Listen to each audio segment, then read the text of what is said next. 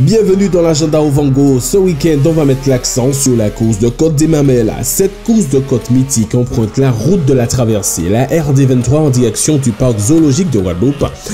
Habituellement d'une longueur de 3,5 km et classée en national, cette course de côte a cette année, contexte économique oblige, été raccourci à 2 km pour entrer dans les critères des courses régionales moins chères pour tous. Mais ne vous inquiétez pas, la fameuse épingle spectaculaire fait toujours partie du circuit.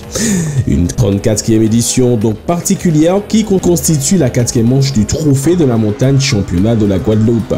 Sur un tracé principalement rapide et technique avec quelques épingles, les pilotes pour faire la différence devront aussi compter sur la puissance de leur bolide. Ce qui n'a pas été le cas à donner pour la première course de la saison. Thibaut Fournier, bien aidé par l'abandon de Loïc de Russie, s'est imposé avec sa Twingo R2. Loïc de Russie a bien réparé sa Mitsubishi Lancer Evo 9 R4 puisqu'il s'impose sur les deux autres courses de côte disputées, Caféière puis Bananier. Il voudra faire la passe de 3 en s'imposant ici. Mais c'est sans compter sur une concurrence qui sera rude. C'est sûr, il y aura du spectacle, de la grosse attaque, car si Loïc de Russie veut s'imposer, il devra faire face aux deux poulots R5 du Martiniquais Rodrigue Théodore et de l'invité de l'Hexagone, le très spectaculaire Thomas Badel. Il y aura aussi un autre Martiniquais, François-Xavier Mavunzi, au volant d'une Evo 9 groupe A, second à Caféière et à Bananier, sans oublier le retour de Philippe Nindou avec sa 207 Super 2000.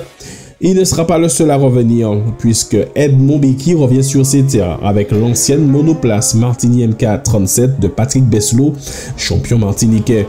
Après l'avoir essayé en Martinique, Edmond continue sa découverte du véhicule aux mamelles.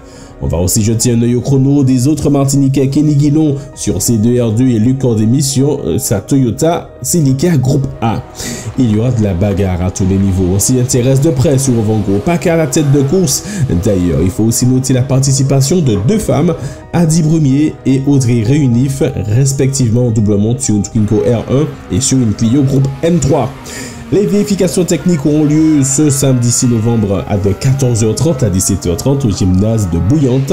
Les essais chronométriques quant à eux se dérouleront dimanche 7 novembre de 8h50 à 10h50. Les montées de classement débutent à 11h. Bien évidemment, les résultats de cette course seront disponibles sur Ovango. Restez connectés.